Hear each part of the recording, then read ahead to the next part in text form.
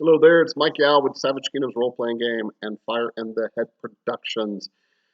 Today I thought I would do the third video installment in the Savage Kingdoms of the East series that I started, I don't know, like a month ago, 5 weeks ago, something like that. So this is only the third one. These are coming kind of slowly. I don't really have a whole lot of time for these. But please like and subscribe and all that stuff. I just thought I'd get that out of the way so you'll give me some more inspiration to keep these going. Hopefully you find some of these things useful. You're getting some author's insight into what some of these realms and kingdoms and territories of the Savage Kingdom setting are about, and some insight, hopefully, and maybe some inspiration and that sort of thing. So we are in the Savage East book again, right here. This is the companion guide to the core rule book. Yeah, I was about to get it, but you've seen it before. This is the so this just came out not even a year ago. Well less than a year ago, six months ago. What am I talking about? And we are going to go to page 11. Page 11 is where the Ebenezzuk, because that's a good segue into what this video is about. This video would be, the third installment would be about Ebenezzu or Ebenezzuk, the people of Ebenezuke, which are the Ebenezzu. So the name Ebenezzu, and you could probably tell if you have any kind of decent skill in linguistics or even history, I based the name on a Mesopotamian sort of sounding word / ancient Hebrew. So in other words, biblical. Sounds very biblical. That was the meaning, particularly when you go way back to early to Old Testament times, when you saw a lot of Mesopotamian / or early Hebrew / Aramaic sort of names. So Ebenezzuk is Ebenezzuk is how we would spell it in English. So here we go, page 11. Of said Savage Kingdoms game supplement. There is our Ebenezzu, I can't even say it myself, and I created the word. Ebenezzu female, right there, is kind of our kind of iconic image of the Ebenezzu people. You can see right there. So they're kind of African inspired. They are from the continent of Emanju, and Emanju is kind of an African-esque continent. They're from southern Africa, so they are African inspired, but probably more almost like in our real world would be almost like North African, right? So again, think Mesopotamia and sort of the cradle of civilization in our own world, as it goes back to the Old Testament and many other references as well. So yeah, so they're kind of an African-esque people. Maybe slightly on a little bit on the lighter skin than say the Zunti tribes, which are I took the inspiration more from the Zulu, more from like Central Africans. So yeah, so just to kind of give you a real world vibe of what they're kind of supposed to be like. Again, little disclaimer. So the cultures of the Savage Kingdom setting, like any fantasy setting, some of them are somewhat derived of real world cultures, but only to a degree. There's a lot of, if you really read into the culture of the Savage Kingdoms, different races and stuff, you'll see that there's actually a lot more variation than you would have thought.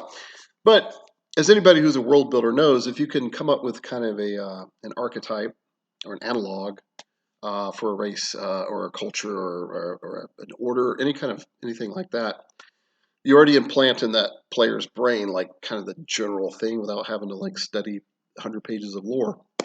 So that's, it's a world building tip. I know it's kind of obvious and common sense, but just thought I'd throw that out there just to show you why so many authors kind of choose to do that. And definitely, I might even take it to a slightly further extent.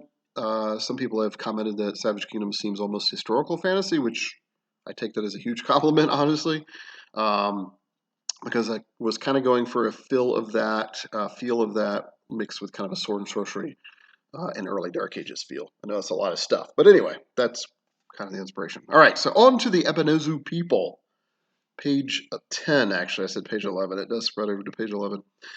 So like I did in the other videos, I'll just kind of go over some basic things about the people of Ebenezzuk.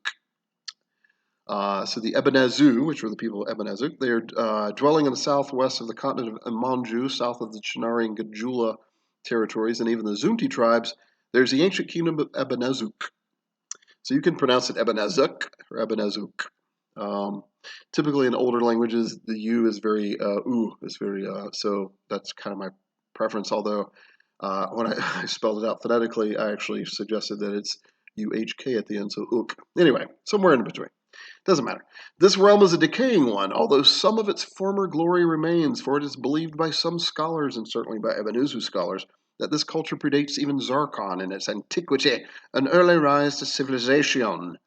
In fact, Ebenezzu could be as old as 2,500 years, 2,500, very ancient in the grand scheme of human history, much of it due to the influence of the Sslirian race, whose terrible spawn made up much of the earlier Ebenezzu humans.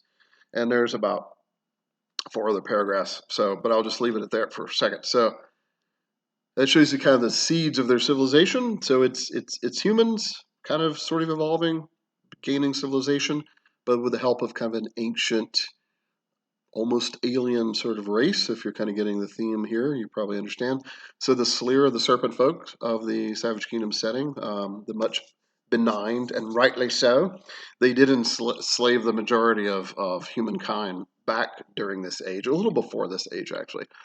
So the Ebenezuk has risen out of kind of the ashes of the crumbling of the Sslirian domination from the old empire of Isirith, the Sslirian Empire.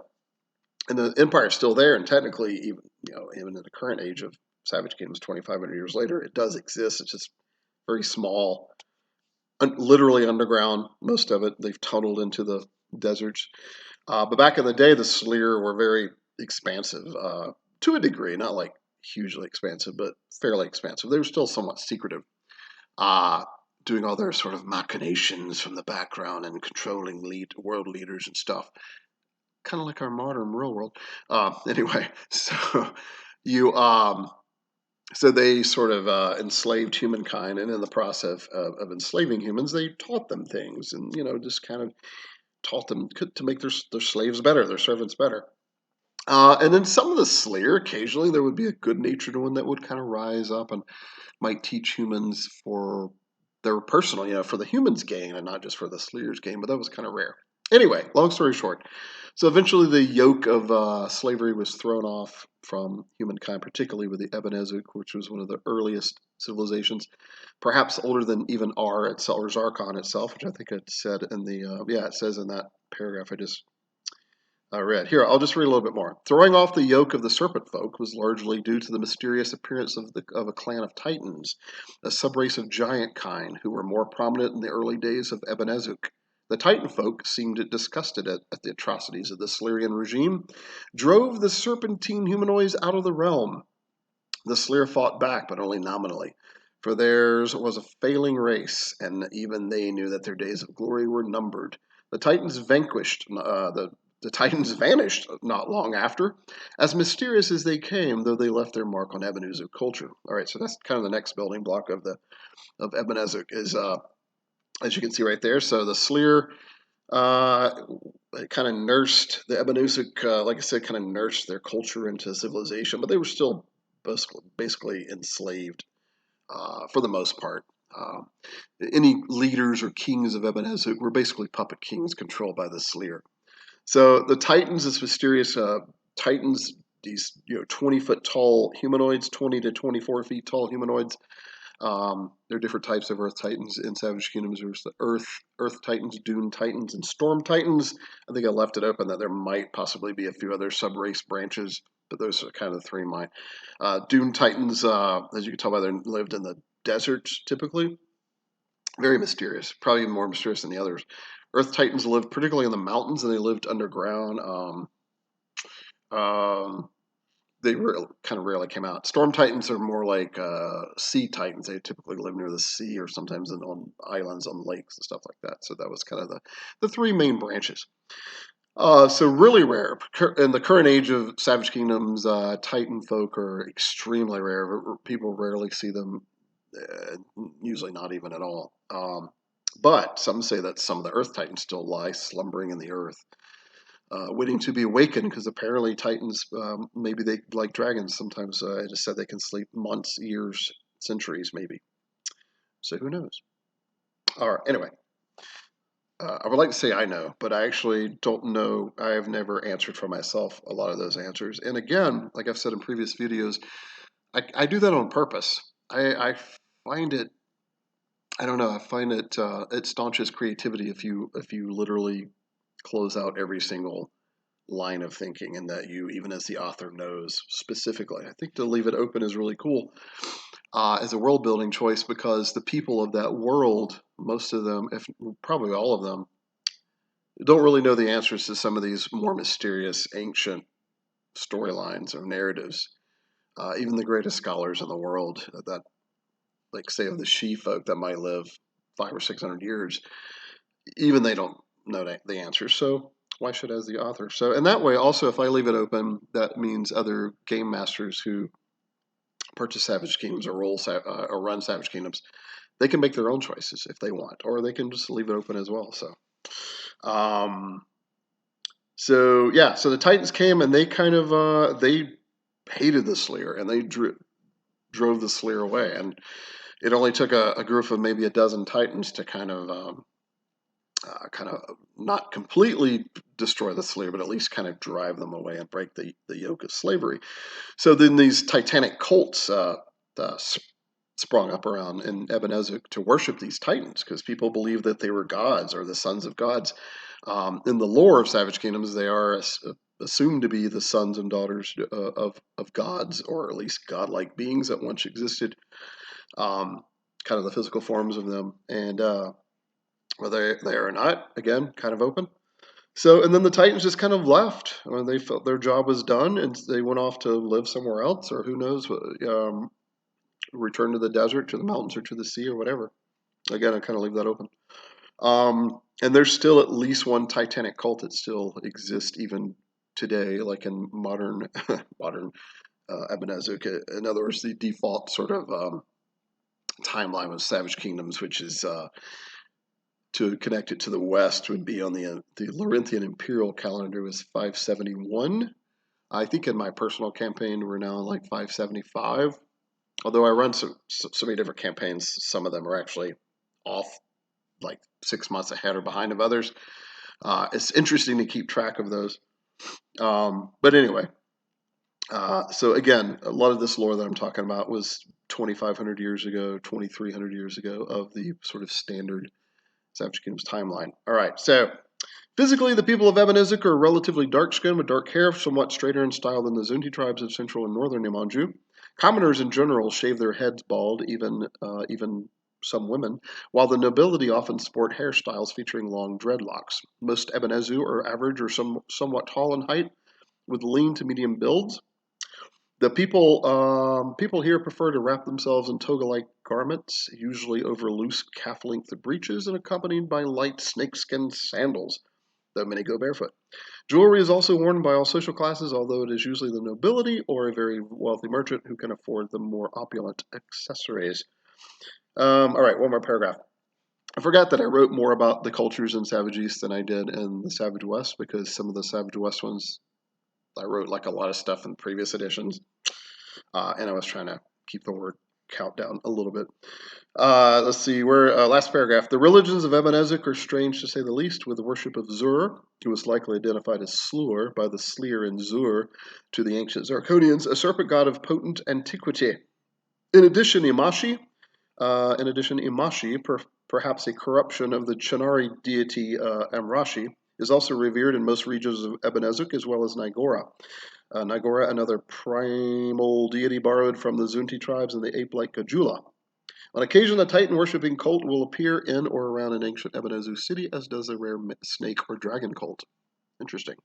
Yeah, there's a dragon theme also in Ebenezuk. So when I was creating Ebenezuk, I almost felt like I threw out several little sort of themes going on. And at first I was like, I don't know if it's too much, but once I kind of pared it down, now I kind of like it. It's actually one of my favorite realms, actually, because of its almost historical connection, but at the same time, there's a decent high degree of fantasy also going on there at the same time, if that makes any sense at all. I know it sounds very a lot like dichotomy, but I actually appreciate dichotomy on many levels. So there we go. So snake or dragon cult.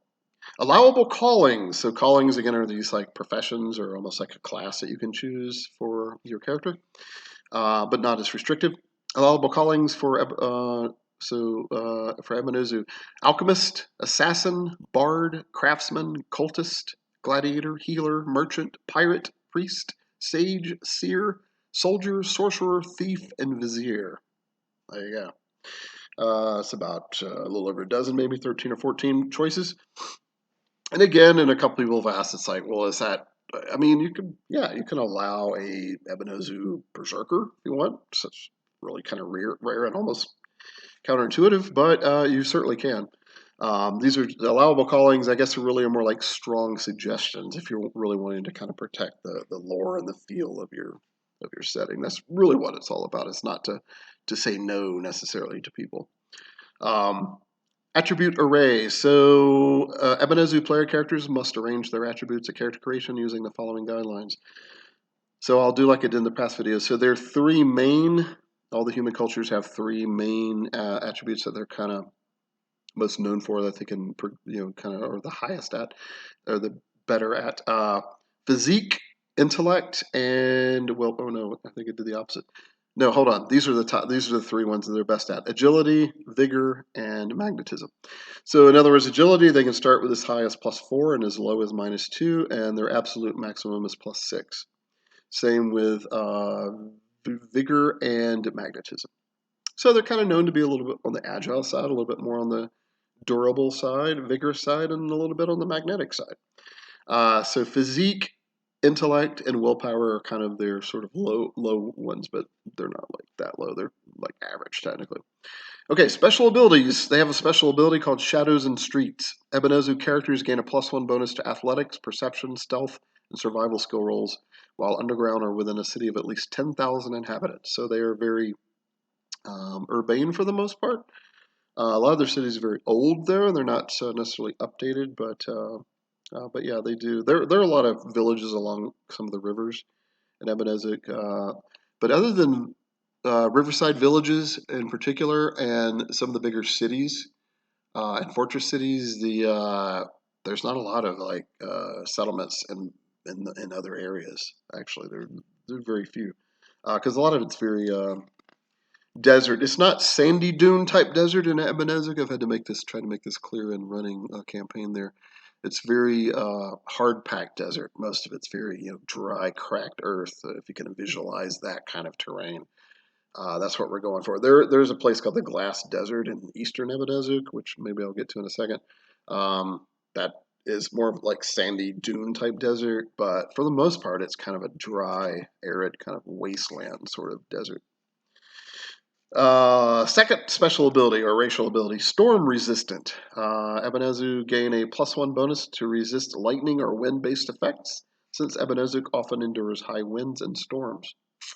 There you go. Skill specialties. Ebenezzu player characters may begin with these are the three free skill specialties at character creation that every human culture starts with. So they get an option of, let's see, I guess I gotta read them all really quick.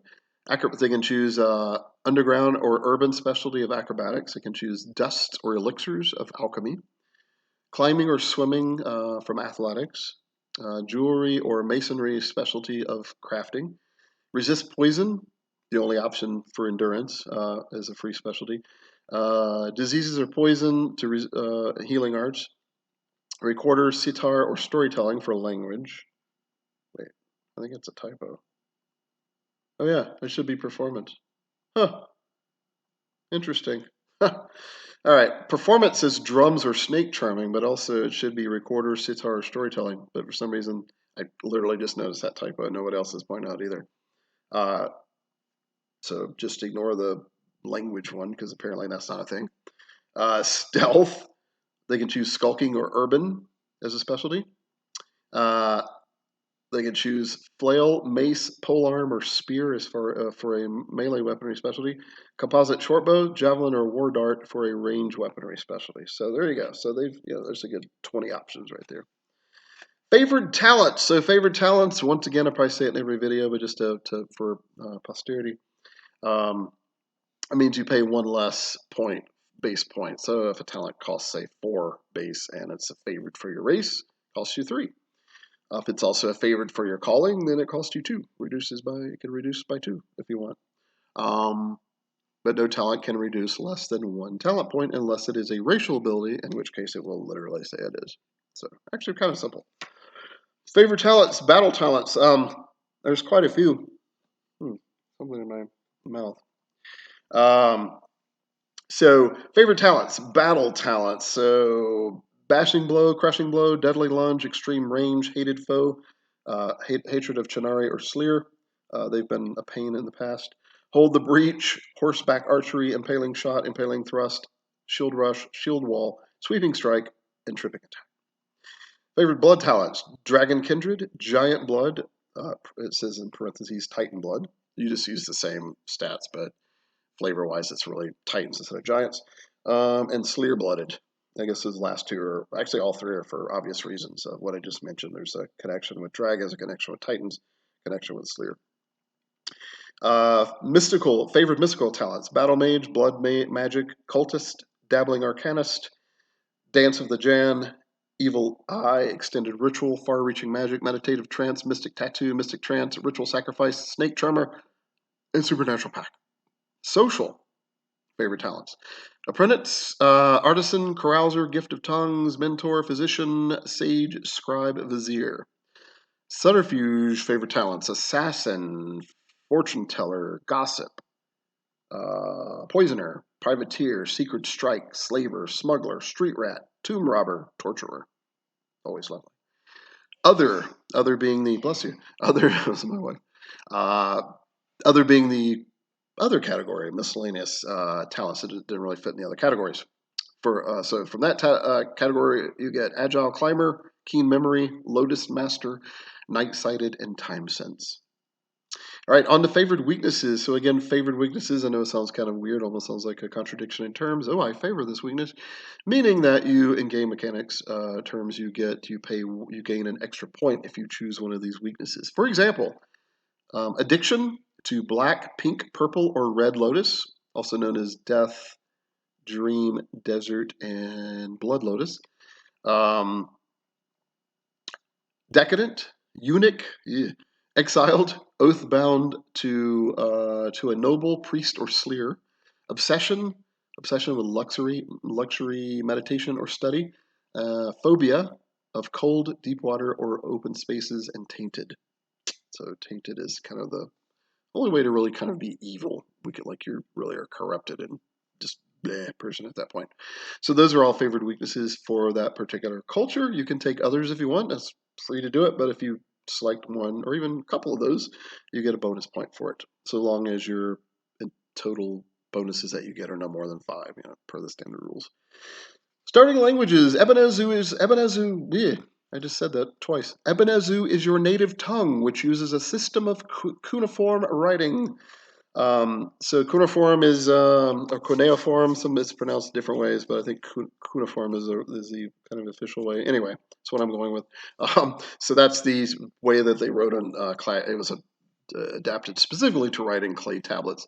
There are some examples of bronze cuneiform that was kind of carved into it, and which you can do because cuneiform is mostly little tiny straight lines and stuff. So it's that kind of writing system that goes, way back in ancient times in not only our real world, but obviously the Savage Kingdom's a known world.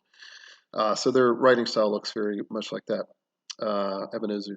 So you also know one of the following if your intellect is -1 or better: Zarames, Zunti, Sslirian, Jan, Chinari, Dragon Speech, or Titan Speech. Again, all those for obvious reasons. Sample names: Azarak, Ebenezer. So I just fooled myself in these fancy names: Azarak, Ebenezer, Akarak, Ebenezer, Maktuk, Farazur, Osiris, and Metazar. So again, that kind of flavor of naming schematics going back to ancient Hebrew / Aramaic / early Mesopotamian. Those are male names, by the way. So female sample names would be Azuri, Nebuchadnezzar, Aku, Ebenez, Maktuka, Jezakari, and Osiri, and Metazara. So I usually give 7 sample names of each kind of gender.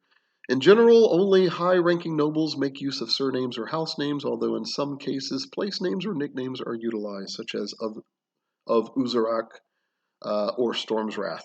So in other words, nicknames or epithets. So you could be Aku, Storm's Wrath, or Metazar of Uzarak. So the of names usually, it's very seldom a family name. It's almost always a place name. So Uzarak is a city or a town, I believe, and or it could be of Karkurath or of Babkar, which is the capital of Ebenezzuk, etc. Just some examples, right? Cultural items. Ebenezzu characters may begin play with one of the following cultural items in addition to the more normal gear that they might purchase. You can also start with 2 by spending a luck point. Just all the other human cultures get the same choice.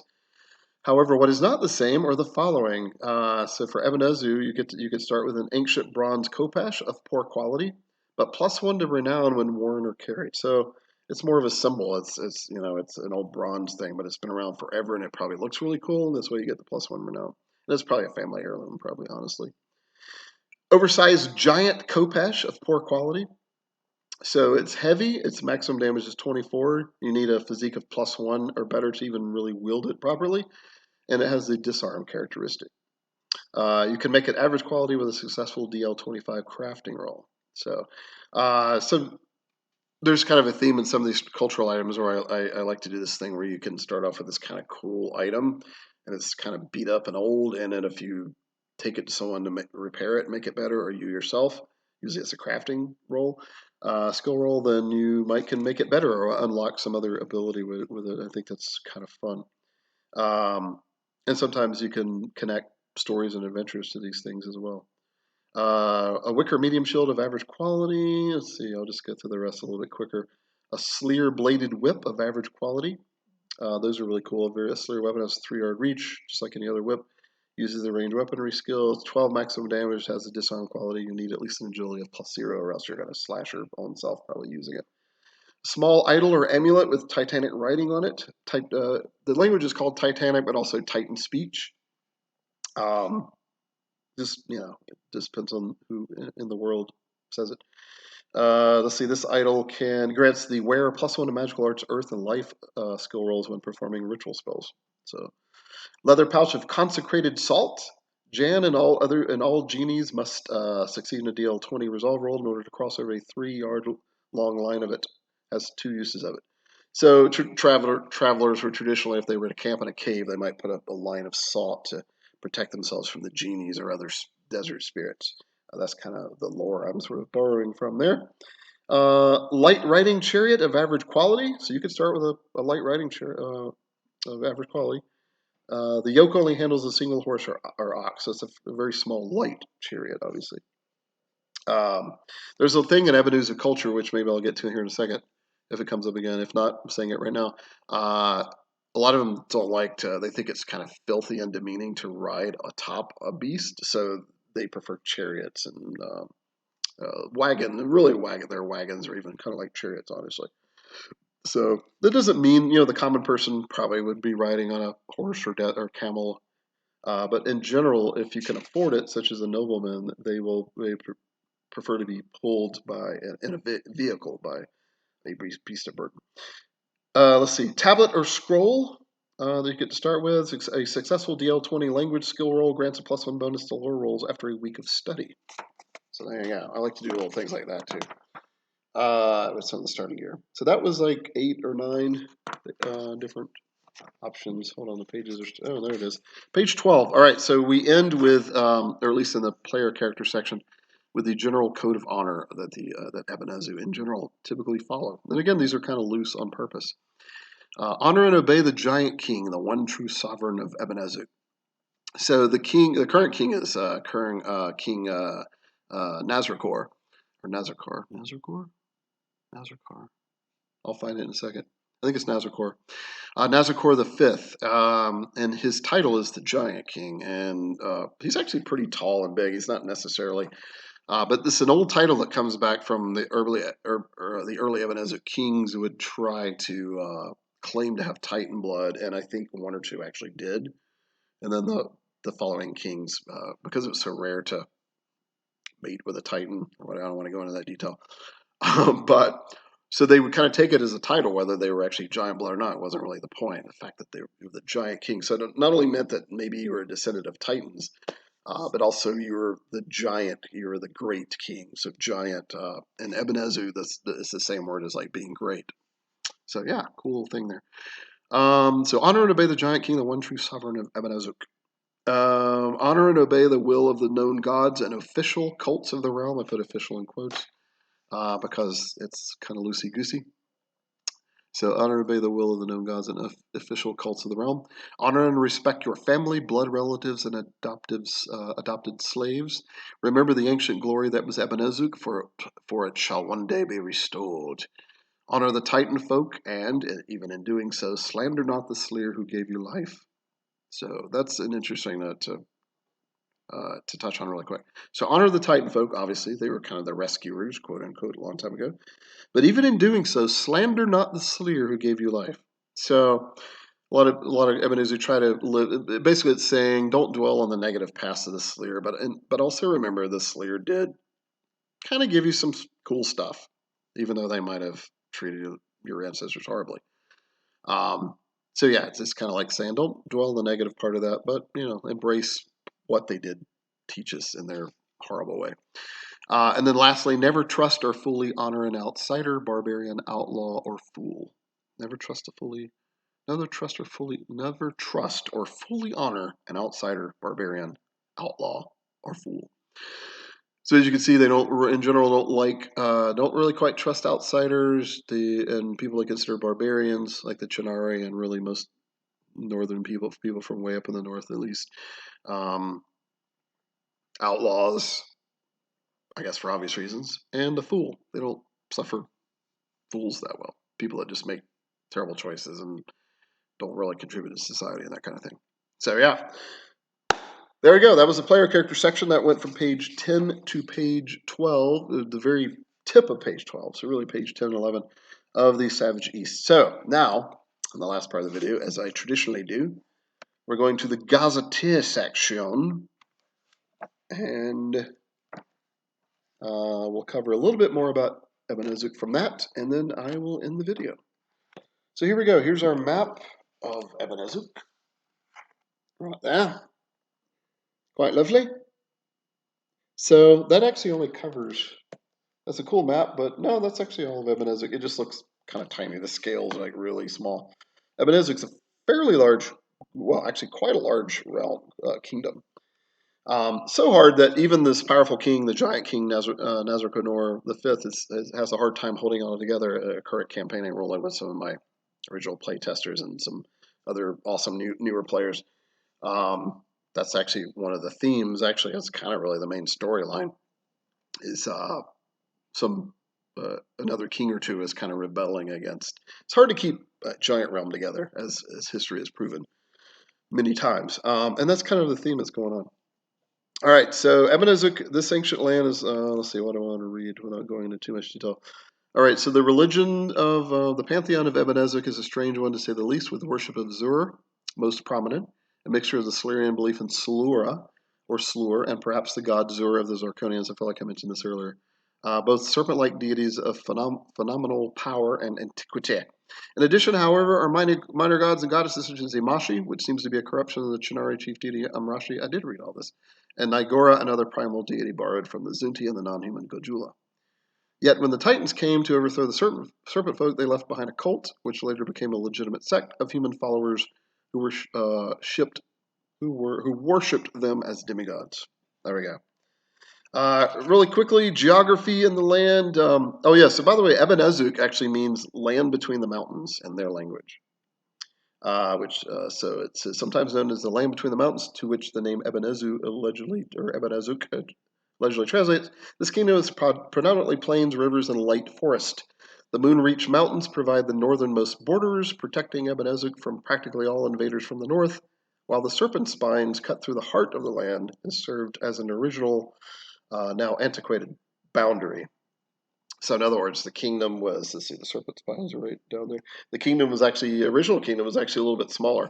There was a period where Ebenezer expanded and kind of went beyond the serpent spine mountains, and probably was even a little bit bigger than current modern day Ebenezer, and then it kind of like became sort of decadent. It's really experiencing decadence right now, and it's kind of shrinking a little bit. Probably geographically still the same size, but some of the border areas they don't really. It's just kind of no man's land. It's kind of free for all, and even a couple of the settlements have really become free cities, more or less. They're Nazar Kanor doesn't really tax them really much anymore, or maybe it's very sporadic. In return, though, they don't really get their protection from his armies and that sort of thing, which are quite potent, especially his dragon riders. There's a rumor has it that he actually has mastered 2 dragons, which this day and age is quite rare. Dragons are already rare, so to have 2 of them that you've mastered, in other words, they serve you more or less. He has this elite force of dragon riders that have been trained to ride these dragons around.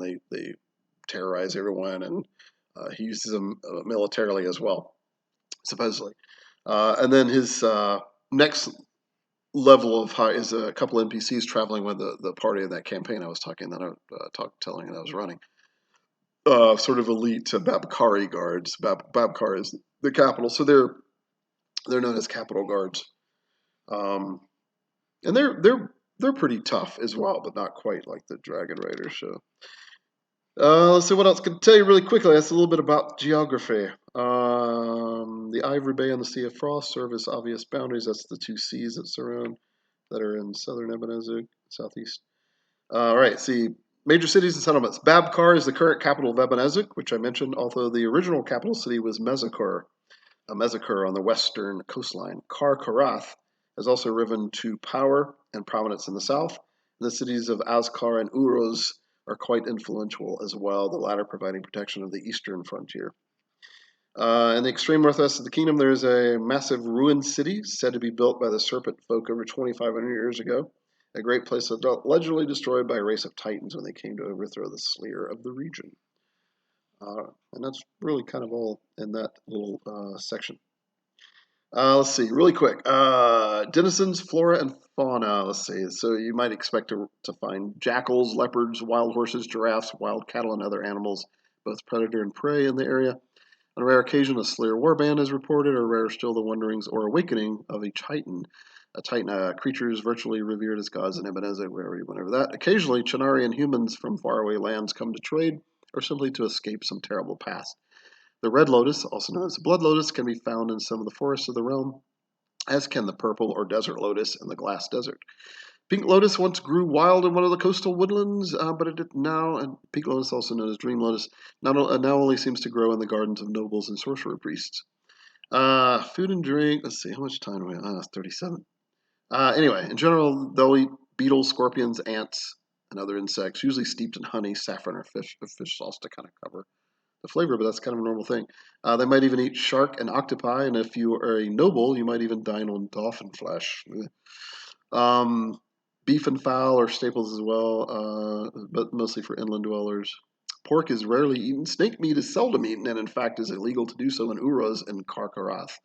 The Ebenezzu typically enjoy light wines, usually made from fermented fruits such as pomegranate, plum, mango, or tangerine, and even a light ale is occasionally brewed and consumed by consumers. All right, important characters.